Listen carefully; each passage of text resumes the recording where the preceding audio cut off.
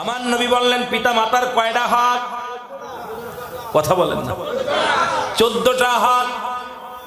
প্রতিবেশীর হক তো দূরে থাকলো, আল্লাহর হকের পরে তোমার পিতা মাতার হক, পিতা মাতার হকের পরেই প্রতিবেশীর হক, আপনজনদের হক। কিন্তু পিতা মাতার প্রতি 14টা হক আমার রাসূল ঘোষণা করে দিয়ে গেছেন। 7টা হলো জীবিত থাকতে, আর 7টা হলো বিদায়ের পরে। এই হক আদায়ের আলোচনায় যেতে পারবো কি পারবো না জানি না। বাবা দেখা যাক কত দূর আগানো যায়। জনম দুঃখিনী মায়ের কথা বলতেছিলাম। এই মা বললেন বাবা চল যায়, হাসান বসরির কদমের মধ্যে চলো যায় গো। সন্তান কিছু কথা শোনে না, হঠাৎ সন্তান উঠতেও পারে না, বসতেও পারে না, কিছু খাইতে পারে না।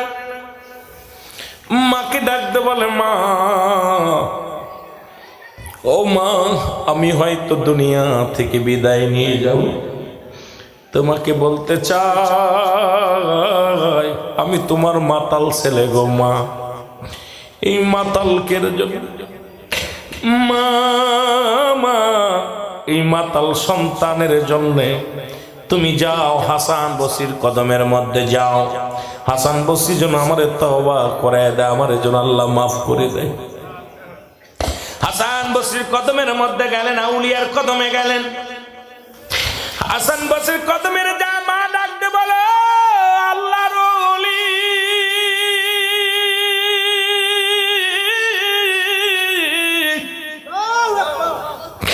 আমি আপনার কদমের মধ্যে আসি, আপনি একটু দোয়া করেন, একটু দয়া করে যদি আমার বাড়িতে যাইতেন। আমার মাতাল ছেলে তওবা পড়ব, যদি তওবা না করে মারা যায় জাহান্নাম হবে একমাত্র ঠিকানা। যদি তওবা না করে দুনিয়া থেকে বিদায় হয়ে যায় আমার সন্তান হবে জাহান্নামী। হাসান বসরি ডাকতে কয় মা, মা গো, আমি তো তারে তওবা করাইতে পারবো না, আমি যেতেও পারবো না। তোমার মাতাল ছেলে যদি মারা যায় গো মা, মারা গেলে তার জানাজা পড়বো না, তার কবর দিব না, তার দাফন করাবো না, কাফন পরাবো না, হয়ে যাও। বাড়ি ফিরে আসলেন মা জননী, দরজা খুলে দেখে কলিজার টুকরা সন্তান পথের দিকে তাকায় আসে। ডাকতে বলে মা, মা, হাসান বসরি আসছে নাকি গো মা? মা বলে বাবারে, তোর কপালে বুঝি আর জান্নাত হবে না, তোর কপালে বুঝি কালেমা জুটবে না, তওবা জুটবে না।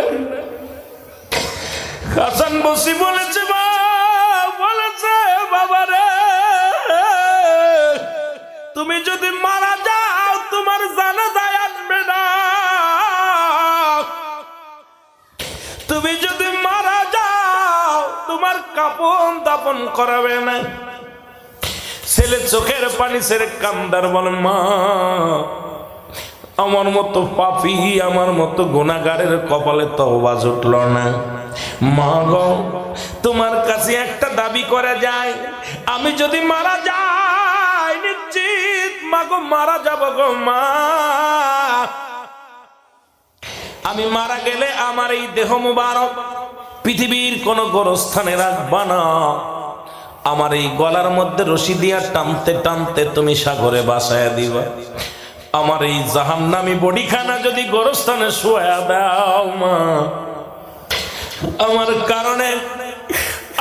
কারণে গো মা অনেক গোরস্থানবাসীর কষ্ট হবে জনম